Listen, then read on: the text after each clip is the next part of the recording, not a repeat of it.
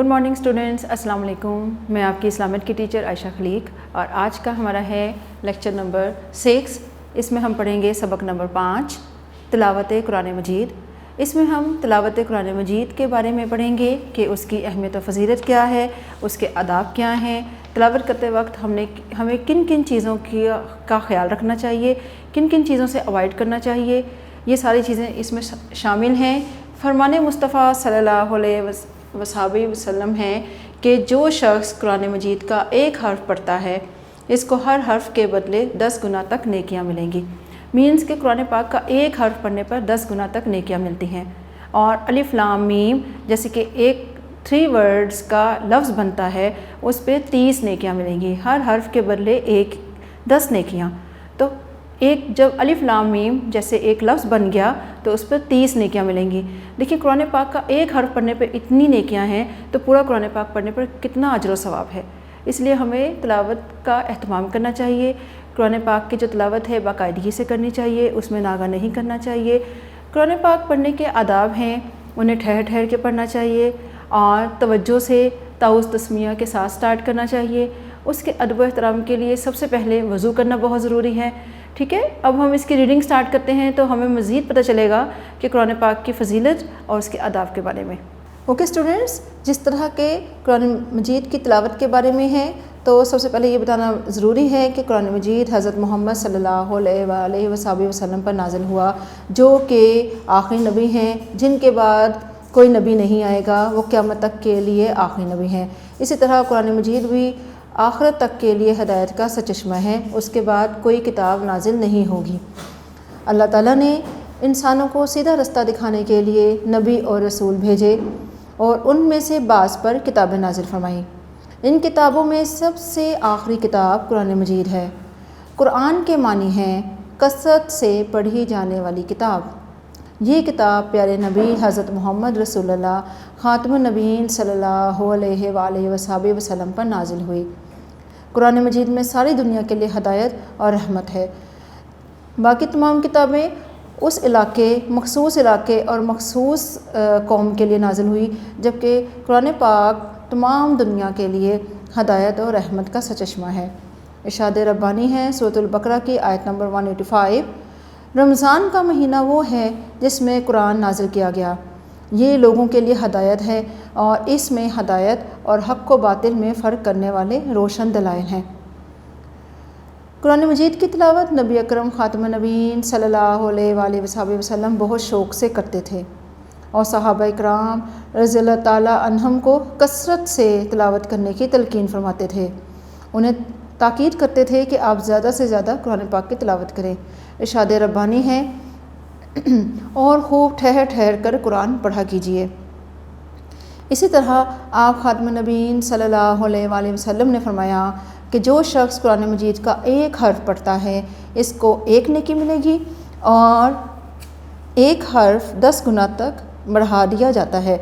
उसकी नेकी 1 गुना से 10 गुना तक बढ़ा दी जाती है। ख्याल रहे कि अलिफ लाम मीम एक हर्फ नहीं बल्कि अलिफ लाम मीम 3 हरूफ हैं, लिहाजा सिर्फ अलिफ लाम मीम का लफ्ज़ पढ़ने से 30 नेकियां मिलेंगी। अब हम पढ़ते हैं तिलावत कुरान मजीद के आदाब। इसके क्या आदाब हैं? कुरान मजीद की तिलावत करने से पहले 10 झैल आदाब का ख्याल रखा जाए। तिलावत शुरू करने से पहले वज़ू कर लेना चाहिए। कुरान मजीद पढ़ने से पहले जिस्म, लिबास और जगह का पाक होना बहुत ज़रूरी है। कुरान मजीद की तिलावत से पहले ताउज़ और तस्मिया पढ़ना चाहिए। कुरान मजीद की तिलावत बाकायदगी से करनी चाहिए। कुरान मजीद की तिलावत दुरुस्त तलफ़्फ़ुज़ के साथ ठहर ठहर कर करनी चाहिए। कुरान मजीद की तिलावत के दौरान इधर उधर की बातें नहीं करनी चाहिए। जब कुरान मजीद पढ़ा जा रहा हो तो खामोशी और तवज्जो से सुनना चाहिए।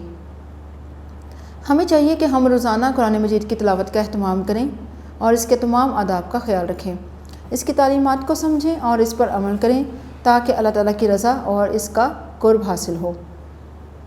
अब हम इसकी एक्सरसाइज की तरफ आते हैं। कुरान तिलावत शुरू करने से पहले क्या पढ़ना चाहिए? ताउज़ और तस्मिया। इंसानों की रहनुमाई के लिए आखिरी किताब कौन सी है? कुरान मजीद। कौन सी आसमानी किताब की हिफाजत का ज़िम्मा अल्लाह ताला ने लिया है? وہ ہے قرآن مجید۔ قرآن مجید رحمت اور ہدایت بنا کر بھیجا گیا ہے ساری دنیا کے لیے۔ قرآن مجید نازل ہوا شب قدر میں، رمضان المبارک کی شب قدر کی رات میں قرآن پاک نازل ہوا۔ مناسب الفاظ کی مدد سے خالی جگہ پر کریں۔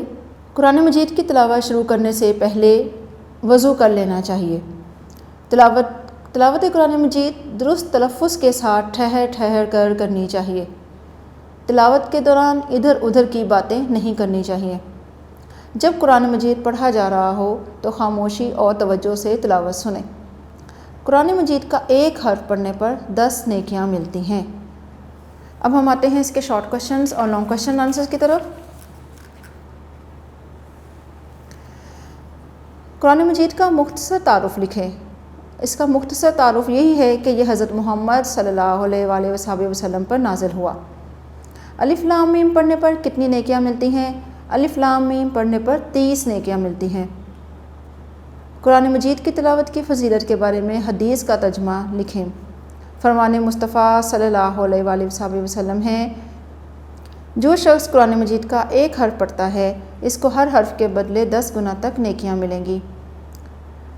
کوشچن نمبر 4، ہم پر قرآن مجید کے کون سے حقوق ہیں؟ حقوق تو بہت سارے ہیں لیکن یہاں پہ صرف 2 مینشن کیے ہوئے ہیں۔ قرآن پاک کی تلاوت کریں اور اس کی تعلیمات پر عمل کریں۔ اب ہم اس کے لانگ کوشچنز کی طرف آتے ہیں۔ قرآن مجید کی تلاوت کی فضیلت اور اہمیت بیان کریں۔ قرآن مجید کا ایک حرف پڑھنے پر 10 نیکیاں ملتی ہیں۔ قرآن پاک پڑھنے پر اجر کئی گنا تک بڑھا دیا جاتا ہے۔ قرآن پاک کی تعلیمات پر عمل کرنے سے ہی اللہ تعالیٰ کی رضا اور قرب حاصل ہوتا ہے۔ آخرت میں کامیابی ملتی ہے۔ کوشچن نمبر 2، قرآن مجید کی تلاوت کے 5 آداب تحریر کریں۔ دیکھیں ہم نے اس کی فضیلت اور اہمیت کے بارے میں پڑھا کہ اس کی کتنی فضیلت ہے، اس کو پڑھنے پر کتنے گنا تک نیکیاں اجر ملتا ہے، کتنی نیکیاں ملتی ہیں اور کتنا اجر بڑھا دیا جاتا ہے۔ اس کی فضیلت کے بارے میں بھی پڑھا اور آخرت میں کامیابی بھی قرآن پاک کی تلاوت کرنے سے ملتی ہے۔ اب ہم اس کے آداب کے بارے میں پڑھیں گے جس طرح کہ ہم بک ریڈنگ میں پڑھ کے آئے ہیں۔ یہاں پہ صرف 5 مینشن ہیں۔ تلاوت شروع کرنے سے پہلے وضو کرنا چاہیے۔ تلاوت سے پہلے تعوذ اور تسمیہ پڑھنا چاہیے۔ قرآن مجید پڑھا جائے تو خاموشی اور توجہ سے سننا چاہیے۔ تلاوت درست تلفظ کے ساتھ ٹھہر ٹھہر کر کرنی چاہیے۔ تلاوت کے دوران ادھر ادھر کی باتیں نہیں کرنی چاہیے۔ یہ تھی اسٹوڈنٹس ہماری تلاوت قرآن مجید کی ریڈنگ اور اس کے short question answer, long question answers. ہم نے اس کا بک ورک بھی پڑھا، ٹھیک ہے، اس کی ریڈنگ بھی کی۔ اس میں جو یہ سائڈ پہ مینشن ہیں یہ بھی ہم پڑھ لیتے ہیں۔ فرمان الہی ہے ترجمہ، بے شک ہم نے اس قرآن کو شب قدر میں نازل فرمایا۔ شب قدر کون سی رات ہے؟ رمضان المبارک کی کوئی بھی طاق رات جو شب قدر کی رات تھی اس میں قرآن پاک نازل ہوا۔ فرمان مصطفیٰ صلی اللہ علیہ وآلہ وسلم ہے، وہ شخص جس کے دل میں قرآن کا کوئی کچھ بھی حصہ یاد نہ ہو وہ ویران گھر کی طرح ہے۔ ایک ایسا گھر جو آباد ہی نہ ہو، ویران ہو، جہاں کوئی نہ رہتا ہو، جس شخص کا دل قرآن سے خالی ہے وہ ویران گھر کی طرح ہے۔ اس لیے بہتر یہی ہے کہ ہم تلاوت کریں، قرآن پاک سیکھیں، اس کی تعلیمات پر عمل کریں اور اس کو دوسروں تک بھی پہنچائیں۔ آئی ہوپ اسٹوڈنٹس کہ آپ کو اس کی سمجھ آئی ہوگی۔ پھر بھی اگر کوئی کویشچن ہے you can ask from us. Thank you students.